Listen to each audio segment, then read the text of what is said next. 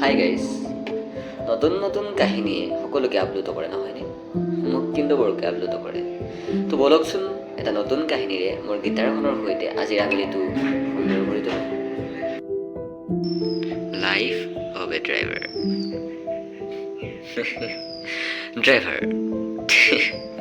Driver শব্দটোৱে বহুতৰ বাবে আচৰিত হোৱা নহয়নে?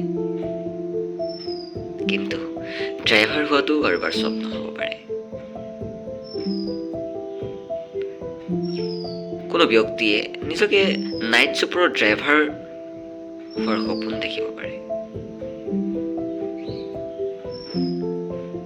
এজন ড্ৰাইভাৰেও জীৱনত ভাল পোৱা আহিব পাৰে।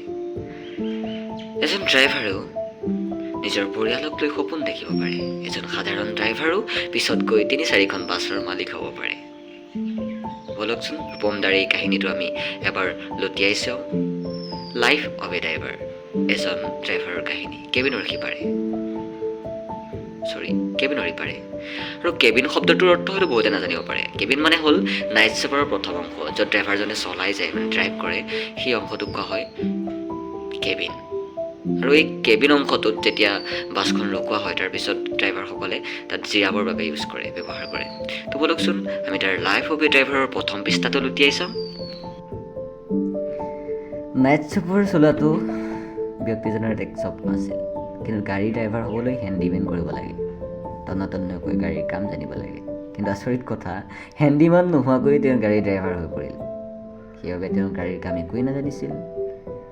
এয়াৰ বাছৰ মালিক মুকুদা, তেওঁ মুকুদালৈ বৰ ভয় কৰিছিল, কাৰণ গাড়ীৰ বিষয়ে তেওঁক নানা ধৰণৰ কুৱেশ্যন কৰিছিল মুকুদাই। কিন্তু তেওঁতো গাড়ীৰ বিষয়ে একো নাজানিছিল, কিন্তু তেওঁৰ পৰা কিমান পাৰি সিমান তেওঁ আঁতৰত থকাটো বিচাৰিছিল। মুকুদাই তেওঁক মাজে মাজে কৈছিল, জানো পাই কেনেকৈ ড্ৰাইভাৰ হ'লি তই? না গাড়ীৰ কাম জানো, না গাড়ীৰ পাছ চিনি পাওঁ। আচৰিত কিন্তু দেই। এদিন মুকুদাই তেওঁক সুধিলে, তই গাড়ীৰ মবিল চেঞ্জ কৰিলি? তেওঁ উত্তৰ দিলে, হয় কৰিলোঁ। কেনেকৈ গম পালি যে মবিলখিনি চেঞ্জ কৰিব হ'ল? তেওঁ যেন হলটেকত পৰি গ'ল, কাৰণ তেওঁ ইয়াৰ বিষয়ে একেবাৰে জ্ঞাত নাছিল। আৰু সেইখনেই হয়তো ড্ৰাইভাৰজনে তেওঁৰ জীৱনৰ প্ৰথমটো লেচন শিকি পেলালে। সেই লেচনটো হৈছে ইঞ্জিনৰ মবিল চেঞ্জ কৰাৰ প্ৰক্ৰিয়াটো। তেওঁ ভালদৰে শিকি পেলালে ইঞ্জিনৰ মবিল চেঞ্জ কৰাৰ প্ৰক্ৰিয়াটোৰ বিষয়ে।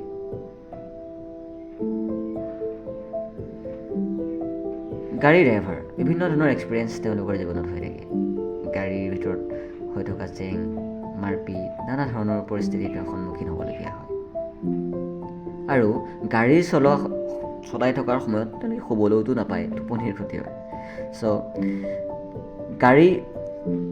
নাইট চুপাৰত বিশেষকৈ দুজন ড্ৰাইভাৰ থাকে, এজন হেণ্ডিমেন হিচাপে, এজন ড্ৰাইভাৰ হিচাপে। ড্ৰাইভাৰজনে যেতিয়া গাড়ী চলাই থাকে তেতিয়া হেণ্ডিমেনজন শুই থাকে, আৰু হেণ্ডিমেনজনে যেতিয়া গাড়ী চলায় তেতিয়া ড্ৰাইভাৰজনে শুই থাকে।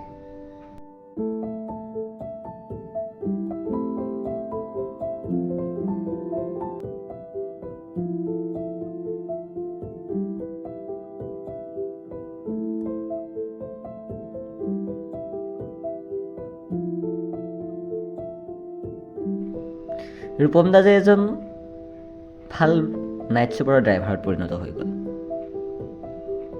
তেওঁ গাড়ীৰ সকলো বিষয়ে জ্ঞাত হৈ পৰিল। পাৰিবনে ৰূপম দাই এই গাড়ী দুনিয়াখনত টিকি থাকিব? হয়তো আহিব পাৰে নেকি তেওঁৰ জীৱনলৈ নানান আঘাত? ভাঙি যাব পাৰে নেকি তেওঁৰ হৃদয়? ভাঙি যাব পাৰে নেকি তেওঁৰ আশাবোৰ? ইয়াৰ বিষয়ে যদি জানিব বিচাৰে তেনেহ'লে কমেণ্ট কৰক নেক্সট পাৰ্টৰ কাৰণে। Thank you guys. নতুন এটা ভিডিঅ'ত লগ পোৱাৰ আশাৰে লাইক, কমেণ্ট আৰু ছাবস্ক্ৰাইব কৰাৰ আশাৰে বাই বাই।